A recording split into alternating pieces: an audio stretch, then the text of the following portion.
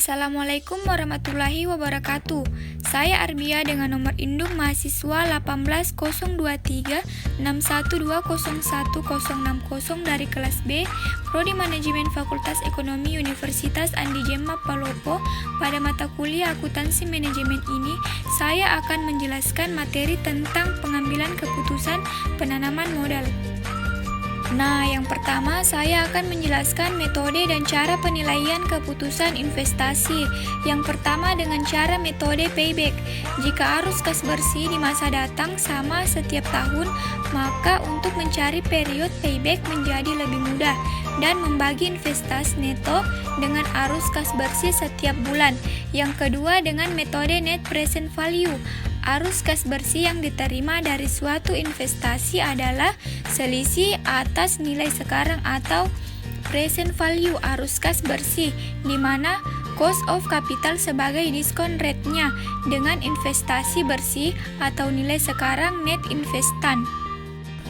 Selanjutnya yang ketiga adalah metode internal rate of return, adalah diskon rate yang membuat NPV investasi sama dengan 0. Yang keempat adalah metode profitability index, adalah rasio antara present value arus kas bersih dengan investasi neto.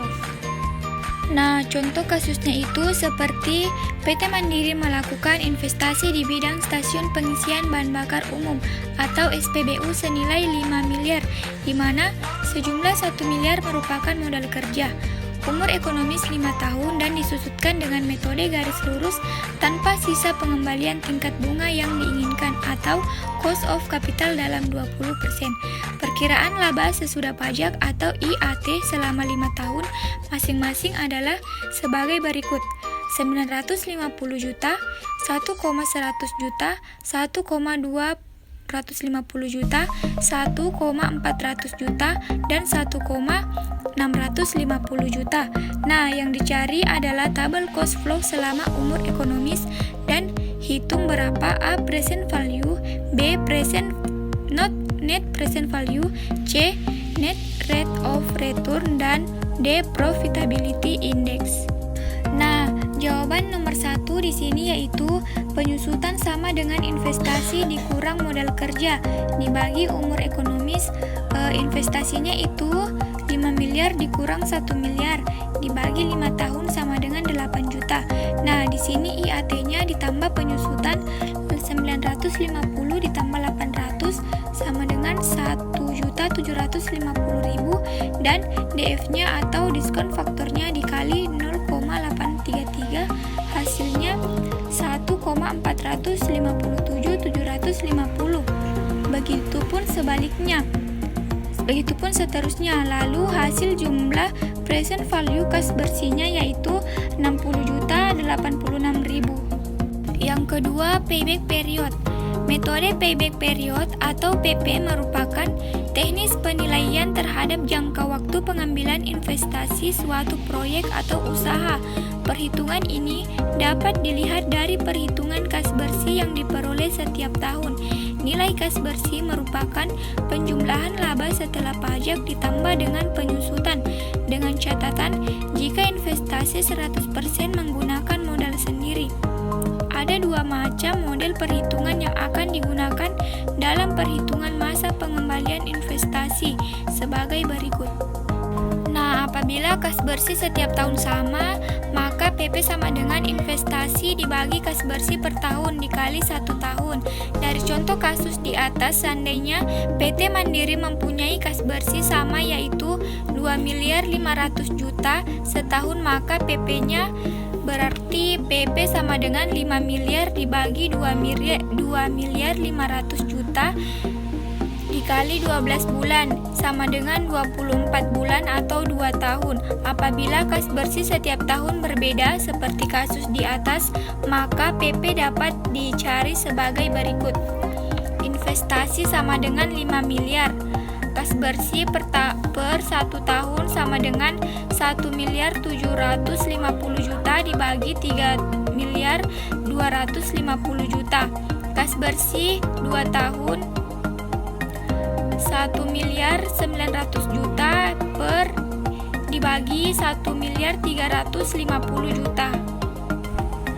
Karena sisa sisa tidak dapat dikurang proses tahun ketiga, maka sisa proses tahun kedua dibagi proses tahun ketiga, yaitu PP sama dengan 1.350.000.000 dibagi 2.050.000.000 kali 12 bulan sama dengan 7,9 bulan atau 8 bulan. Maka payback period adalah 2 tahun 8 bulan. Untuk menilai apakah usaha layak diterima atau tidak lagi dari segi PP, maka hasil perhitungan tersebut harus sebagai berikut. Yang pertama, PP sekarang lebih kecil dari umur investasi. Yang kedua, dengan membandingkan rata-rata industri unit usaha sejenis. Yang ketiga, sesuai dengan target perusahaan. Lalu kelemahan metode payback period adalah mengabaikan time value of money, tidak mempertimbangkan arus kas yang terjadi setelah masa pengembalian. Selanjutnya, net present value. Net present value atau nilai bersih sekarang merupakan perbandingan antara PF kas bersih dengan PF investasi selama umur investasi. Selisih antara nilai kedua PF tersebutlah yang kita kenal dengan net present value. Untuk menghitung NPF terlebih dahulu, kita harus tahu berapa PF kas bersihnya. PF kas bersih dapat dicari dengan jalan membuat dan menghitung cash flow perusahaan selama umur investasi tertentu. Rumusan yang bisa digunakan dalam menghitung NPF adalah sebagai berikut. NPF sama dengan cash bersih 1 bagi 1 tambah R pangkat 1 ditambah cash bersih 2 per 1 tambah R pangkat 2 dan seterusnya dikurang investasi. Setelah memperoleh hasil-hasil dengan NPF positif, maka investasi diterima, dan jika NPF negatif, sebaliknya investasi ditolak.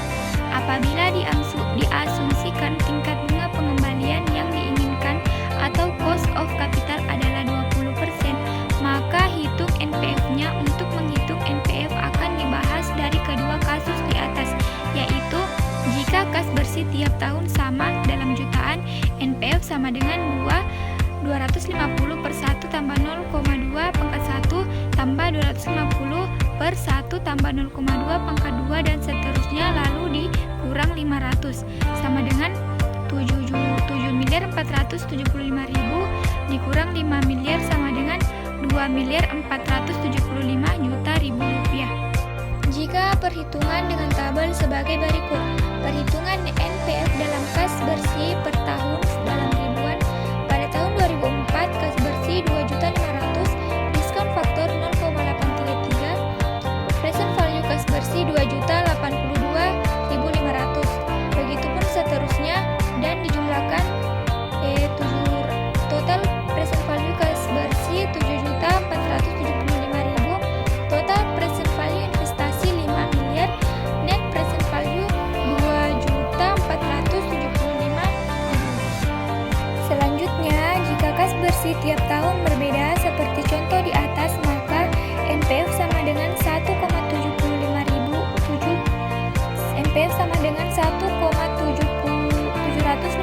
bagi 1 tambah 0,2 pangkat 1 tambah 1,900 per 1 tambah 0,2 pangkat 2 dan seterusnya dikurang 500 dikurang 5.000 sama dengan 6.9.600.000 dikurang 5 miliar sama dengan 1.808.600.000. Perhitungan net present value dengan kas berbeda per tahun dalam ribuan.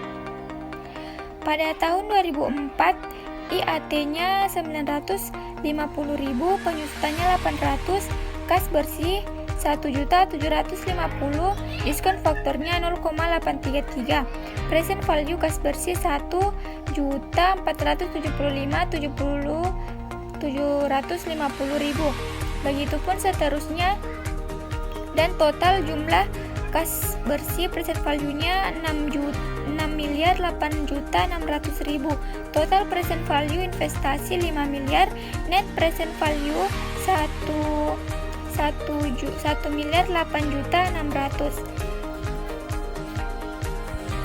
Selanjutnya, internal rate of return atau IRR merupakan alat untuk mengukur tingkat tingkat pengembalian hasil internal. Ada dua cara yang digunakan untuk mencari IRR.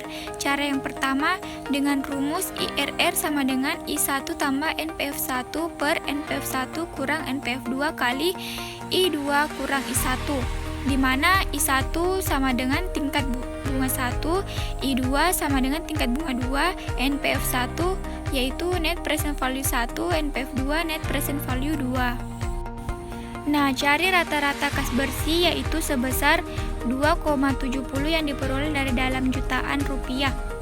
1.750.000.000 tambah 1.900.000.000 tambah 2.050.000.000 tambah 2.200.000.000 dan tambah 2.450.000.000 bagi 5 sama dengan 2.070.000.000.